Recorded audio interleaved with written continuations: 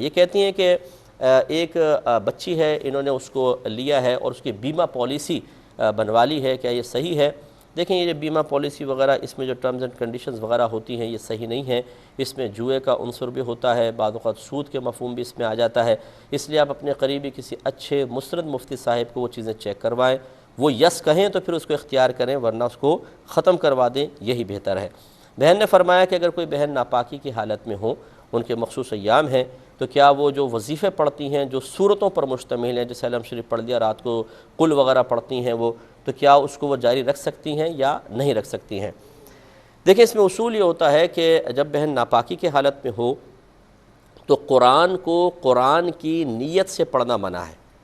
بس قرآن کو قرآن کی نیت سے پڑھنا۔ معلوم یہ ہوا کہ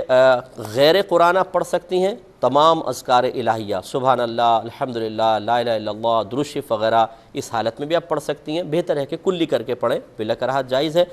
اس کے بعد قرآن اگر پڑھ رہی ہیں لیکن قرآن کی نیت سے نہیں ہے بلکہ دعا کی نیت سے ہے، جیسے ربنا آتنا فی الدنیا حسنۃ وفی الآخرۃ حسنۃ وقنا عذاب النار، یا رب اجعلنی مقیم الصلاۃ ومن ذریتی ربنا وتقبل دعا، یہ دعائیں ہم پڑھتے ہیں، حالانکہ قرآن کی آیات بھی ہیں لیکن ہم ان کو بنیت دعا پڑھتے ہیں۔ اسی طرح کوئی قرآن کی آیت بنیت ثنا پڑھی، اللہ کی تعریف کرنا مقصود ہے، قرآن پڑھنا مقصد نہیں ہے، جیسے آیت الکرسی پڑھی اور اس کے مفہوم کو اپنے ذہن میں رکھ کر فقط اللہ کی حمد و ثنا کرنا مقصود ہے، تو پھر اس حالت میں ثنا کی نیت سے، دعا کی نیت سے قرآن بھی پڑھ سکتی ہیں۔ اور اگر یہ دونوں چیزیں نہ ہوں، نہ غیر قرآن ہے بلکہ قرآن ہے، اور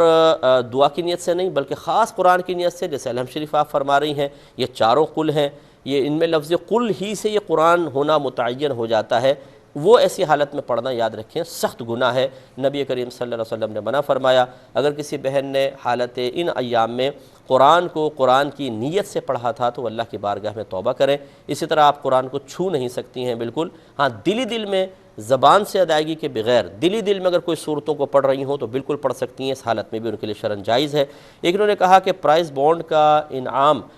شرعاً جائز ہے کہ نہیں ہے؟ دیکھیں یہ ایک جدید چونکہ مسئلہ ہے، اس میں علماء کا اختلاف ہے، بہت سارے علماء اس کا انکار کرتے ہیں، وہ کہتے ہیں اس کے نام جائز نہیں ہے، لیکن اگر آپ ہماری رائے معلوم کریں گے اور دیگر بہت سارے علماء ہمارے ساتھ ہیں اس معاملے میں کہ ہم پرائز بانڈ کے انعام کو بالکل شرعاً جائز قرار دیتے ہیں، اس میں نہ سود کا معنی متحقق ہوتا ہے نہ جوئے کا معنی متحقق ہوتا ہے، اس کا انعام بالکل جائز اور حلال ہے۔ لیکن اگر علماء دلیل کے ساتھ کوئی منع کر رہا ہے، میں ان کی رائے کا بھی احترام کروں گا، وہ اپنی رائے کے مطابق فیصلہ کریں، بہت ٹھیک ہے، لیکن ہمارے نزدیک اس پرائز بانڈ کے نام شرعاً بالکل جائز ہے۔